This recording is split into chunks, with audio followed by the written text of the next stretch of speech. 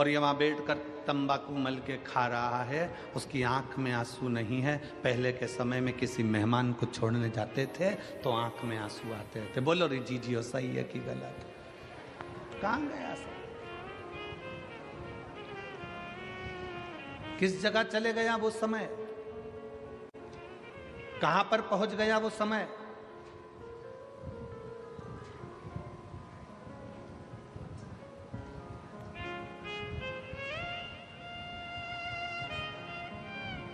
कितनी दूर जाना है। पहले के समय में इतनी गाड़ियां नहीं थी, इतनी व्यवस्थाएं नहीं थी जाने आने के लिए, बस के इतने साधन नहीं थे, ट्रेन के इतने साधन नहीं थे, तो भी पहले के ज़माने में लोग कैसे भी किसी की तबीयत देखना हो, किसी के यहाँ कोई मिलने जाना हो, तो बिना कारण के लोग चले जाते थे अपना समय निकालकर, भले वो पैदल जाना पड़े। आज के ज़माने में जितने यहाँ बैठे हो ना, सबके घर में 2 व्हीलर की गाड़ी है, सबके घर में 4 व्हीलर की गाड़ी है।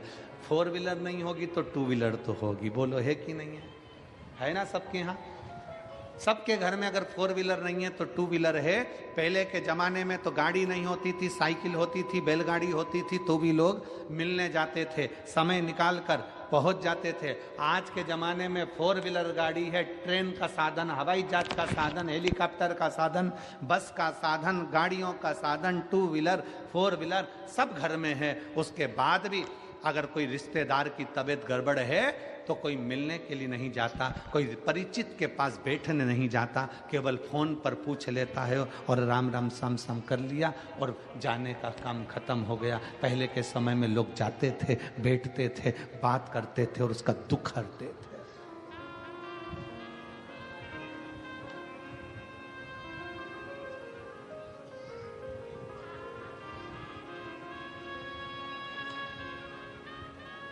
दुख हरते थे। हृदय में थोड़ा सा भी अगर दुख होता था किसी के तो उससे मिलने पहुंच जाते थे। बोलो सही है कि गलत है? पहले के समय में घर में इतने कपड़े नहीं होते थे, इतनी अलमारियां भरी नहीं होती थी। पहले के समय में घर में इतने कपड़े नहीं होते थे, फिर भी घर में रहने वाला गरीब भी अपना पूरा तन ढककर रहता था, और आज पूरी अलमारी भरी होती है और व्यक्ति नंगा घूमता है।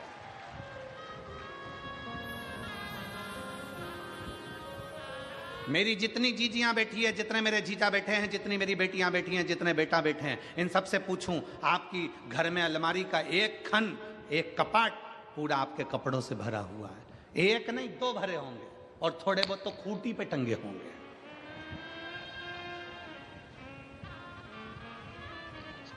पहले के जमाने में कपड़े नहीं थे तो भी गरीब से गरीब व्यक्ति भी अपना पूरा तन ढककर चलता था, तन ढका करता था। आज के जमाने में कमरा कपड़ों से भरा पड़ा है तो भी आदमी नंगा घूम रहा है। ये शर्म की बात है, ये शर्म की बात है। इतने कपड़े, एक से एक बढ़कर परिधान, एक से बढ़कर एक बढ़कर कपड़े।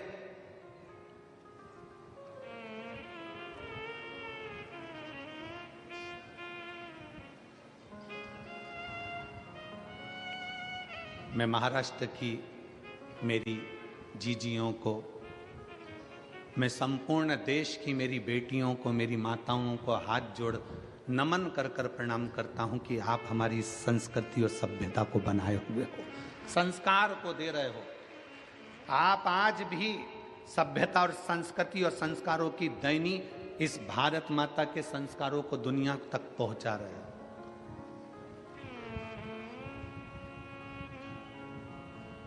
कितना बदलाव, कितना बदलाव।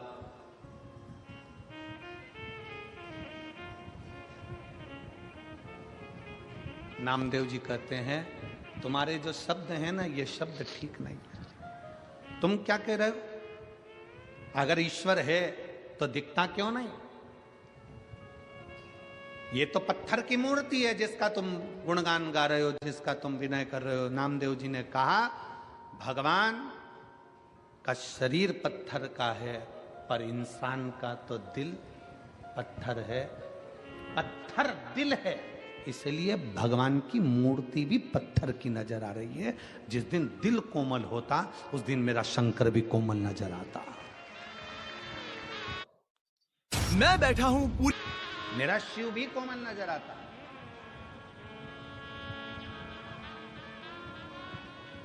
मेरा शंकर भी कोमल दिखता। हमारे मन, हमारे विचार, हमारी सोच हमें परमात्मा के करीब में लेकर जाती है। हमारे विचार हमें शंकर के करीब में लेकर जाते हैं। हम कितने अच्छे विचार लेकर जिंदगी के इन पहलुओं में आगे बढ़ेंगे तो हम उन्नति की ओर बढ़ते चले जाएंगे।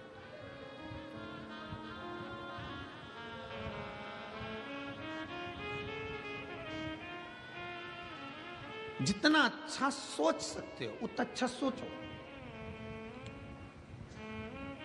जितना अच्छा विचार कर सकते हो उतना अच्छा विचार करो। परमात्मा ने, मेरे शंकर भगवान ने, मेरे भोलेनाथ जी ने, मेरे शंभू ने, मेरे त्रिकालदर्शी ने, मेरे महाकाल राजा ने, मेरे कुबेरेश्वर महादेव ने कुछ चीजें मनुष्य को फ्री दी है। पहले नंबर पर नींद परमात्मा ने फ्री दी है, इसका कोई पैसा नहीं लगता।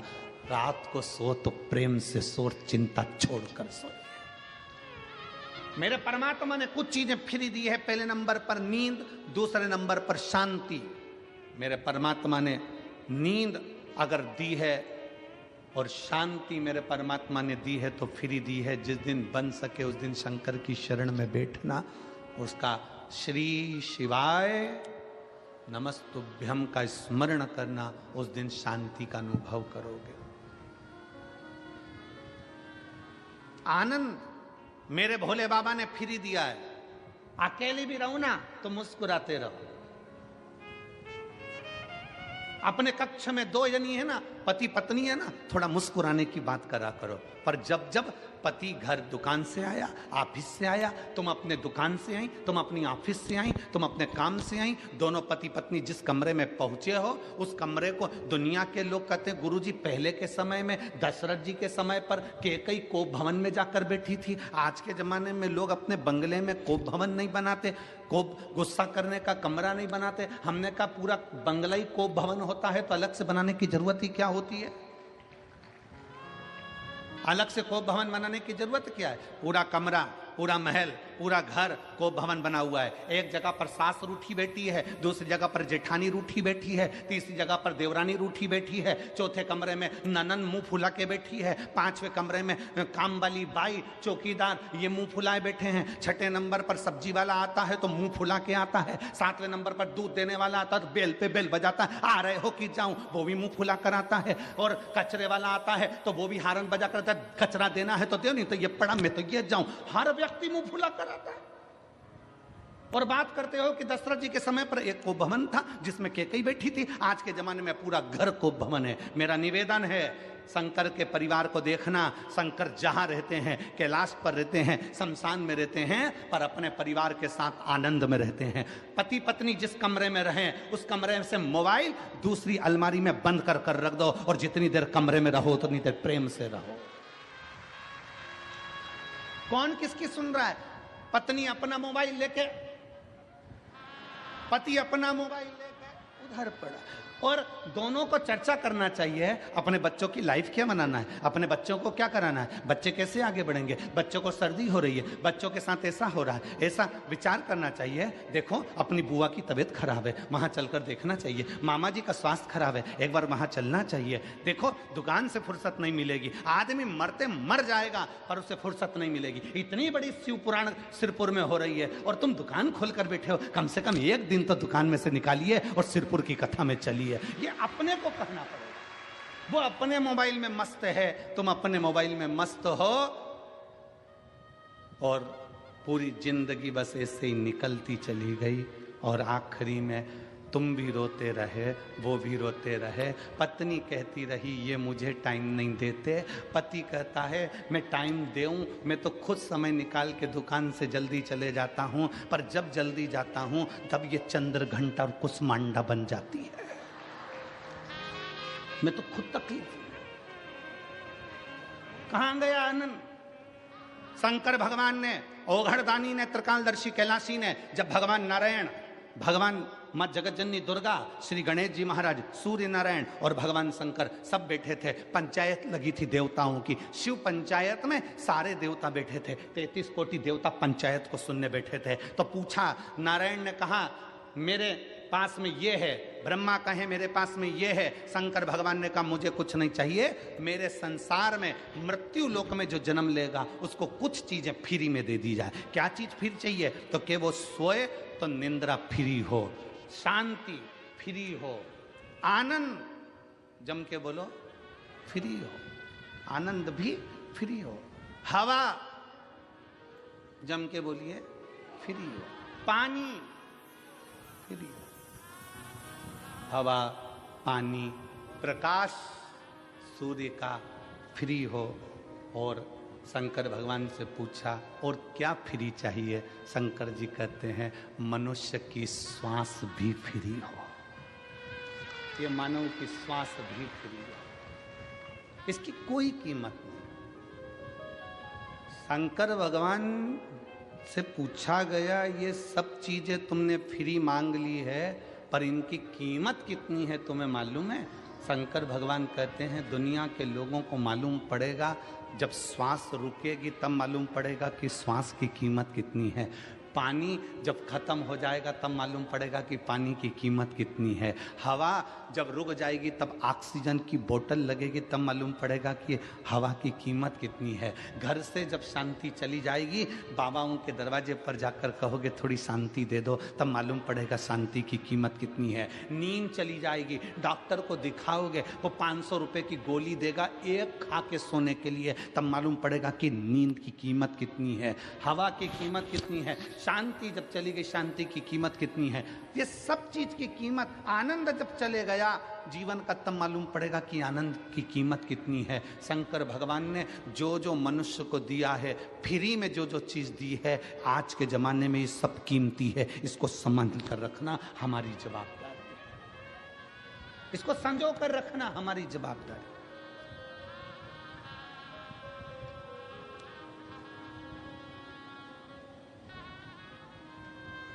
हम क्या दे रहे हैं?